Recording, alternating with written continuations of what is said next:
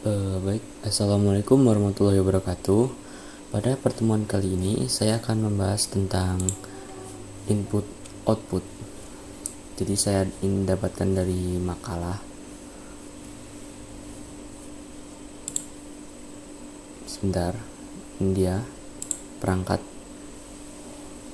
input output. Baik, kita akan langsung saja ke bab 2, yaitu pembahasan konsep dasar input dan output.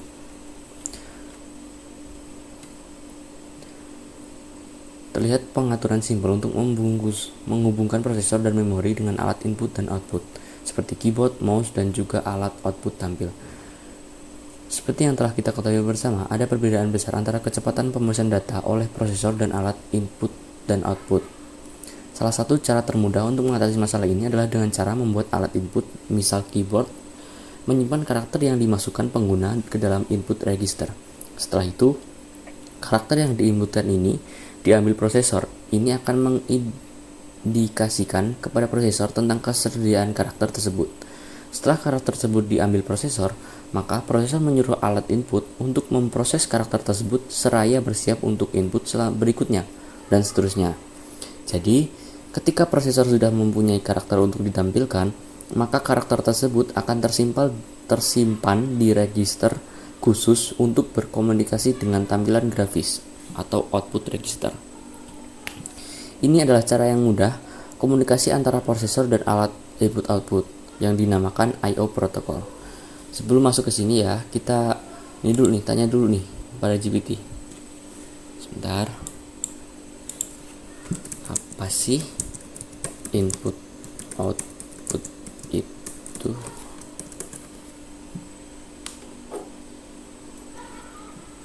Nah, jadi dalam dunia komputer, input dan output atau sering disingkat I/O adalah cara komputer berkomunikasi dengan dunia luar, yaitu kita sebagai pengguna. Input, kita sudah tahu ya, input itu masukan. Input adalah segala bentuk data atau perintah yang dikirimkan ke komputer. Contohnya seperti mengetik di keyboard, mengeklik mouse, menggunakan mikrofon. Jadi input adalah data yang masuk komputer. Output itu keluaran. Nah, ya kan, yang dikeluarkan oleh komputer untuk kamu lihat dengan dengar atau cetak, seperti layar, monitor, printer, speaker. Perangkat I/O, ada touchscreen, ada modem. Modem itu bisa mengirim dan menerima data. Dengan touchscreen itu bisa disentuh dengan tangan dan menampilkan gambar atau output. Ini dari ringkasannya. Kalau komputer itu manusia, maka input itu telinga dan mata, output itu mulut dan tangan. Oh, begitu ya. Baik, kita akan lanjut pada pembahasan ini. Ini ya, ada input I/O protocol yang membutuhkan ketersediaan dari register input maupun register output. Biasanya dalam sistem komputer terdapat beberapa sistem register input. Begitu pula output register, di mana setiap register itu merupakan kepunyaan dari alat output tertentu. Butuh lebih dari satu pengaturan untuk mencakupi syarat-syarat di atas. Pengaturan pertama, alat I/O diberikan alamat tertentu, terpisah dari ruang alamat yang diberikan oleh memori. Pengeksekusian instruksi input pada alamat-alamat input akan menyebabkan karakter tersimpan di register inputnya. Alat input yang akan dikirimkan ke register tertentu dalam CPU. Kebalikannya, pengeksekusian instruksi output pada alamat output akan menyebabkan karakter yang tersimpan di register CPU dikirimkan ke dalam alamat output. Pengaturan ini dinamakan shared I/O yang bisa lihat kita dalam gambar. Sebentar ya teman-teman.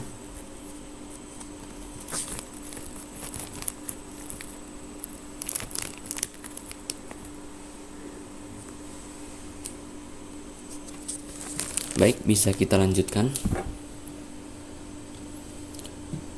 Keuntungan utama dari pengaturan ini adalah pemisah antara ruang alamat memori dengan alamat memori alat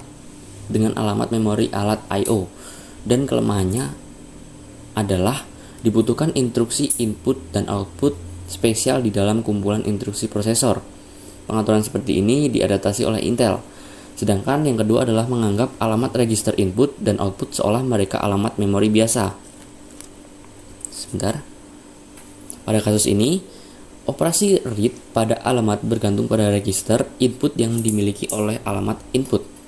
Misalnya, read device 8 itu berarti sama dengan melakukan proses input pada register input alamat nomor 8. Hal tersebut sama dengan proses output. Pengaturan ini dinamakan memory map I/O.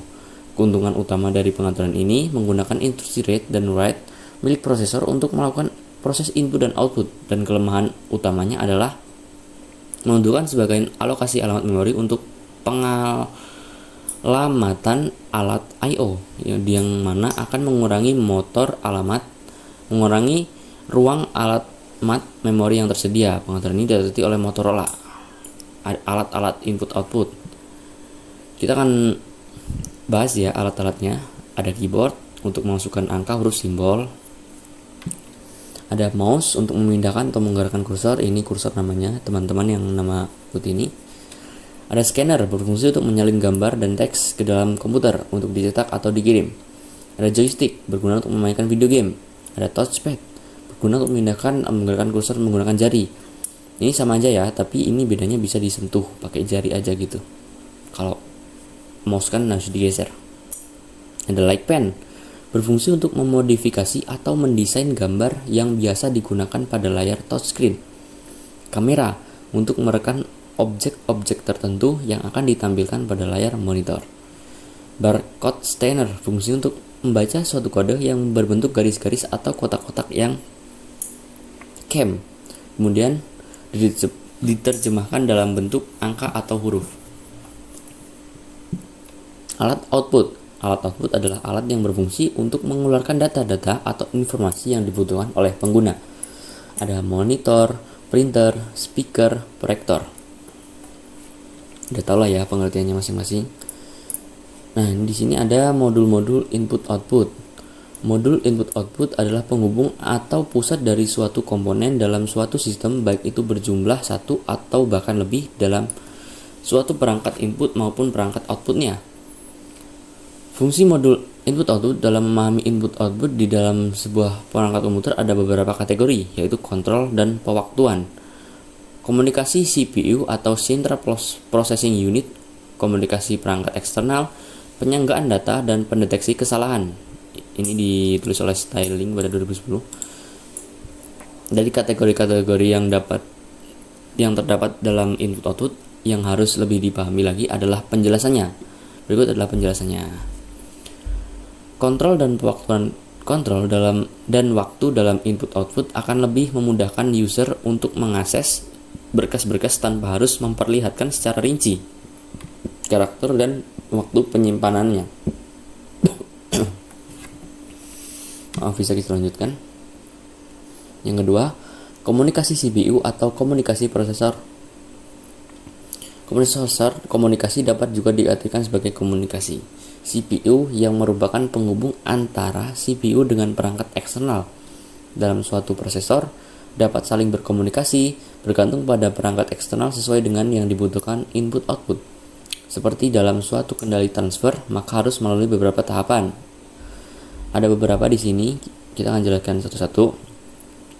Langkah pertama, prosesor akan mengintegrasi modul input-output terlebih dahulu. Tujuannya adalah untuk memastikan apakah keberadaan perangkat tersebut telah terdaftar. B. Setelah keberadaan perangkat tersebut ternyata sudah terdeteksi, maka modul I/O akan mengembalikan perangkat tersebut ke keadaan semula. C. Jika pengembalian status perangkat telah selesai, selanjutnya prosesor akan memerintahkan modul input-output untuk melakukan pengiriman data. D. Pada proses pengiriman data, maka modul I/O akan menerima beberapa pajangan ukuran data, misalnya 8 atau sekitar 16 bit, yang sudah kita bahas sebelumnya, yang berasal dari peripheral. E. Maka terjadilah proses pengiriman data yang berasal dari modul I/O menuju prosesor. Di dalam proses pengiriman dan penerimaan data dalam proses ini akan sangat membutuhkan suatu sistem yang dinamakan dengan sistem bus. Komunikasi perangkat eksternal, sedangkan yang dimaksud dengan komunikasi perangkat eksternal adalah satu komponen yang digunakan sebagai penampung data sementara yang berasal dari memori, CPU, atau beberapa peripheral lainnya. Nah, setelah mengetahui bahwa CPU dengan modul I/O memiliki hubungan yang sangat saling berkaitan, maka kita akan membahas tentang hubungan antara CPU dan I/O. Ada beberapa poin di sini. Yang pertama ada command decoding, merupakan bagian dari modul I/O sebagai penerima instruksi-instruksi dari CPU yang telah melalui proses transfer dalam bentuk sinyal bagian sistem bus. Misalnya, dalam proses performatan sebuah disk.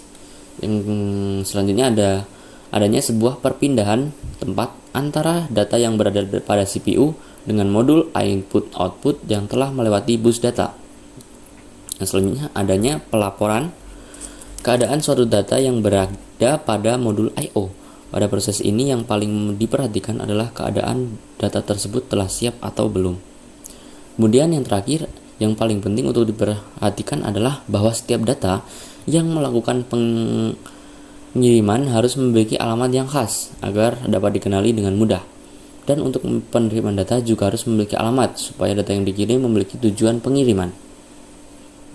Kemudian ada penyanggaan data atau data buffering. Ada pendeteksian kesalahan jika suatu kesalahan di dalam suatu perangkat yang menyebabkan perangkat tersebut lambat dalam melakukan proses, maka yang bertugas untuk mendeteksi kesalahan tersebut adalah pendeteksi kesalahan. Baik, kemudian ada beberapa di sini CPU, kemudian ada komponen sistem manajemen. Ini juga sudah kita bahas sebelumnya. Baik, mungkin itu saja yang dapat saya jelaskan dari input dan output. Kurang lebihnya saya mohon maaf. Saya akhiri, wassalamualaikum warahmatullahi wabarakatuh. Terima kasih.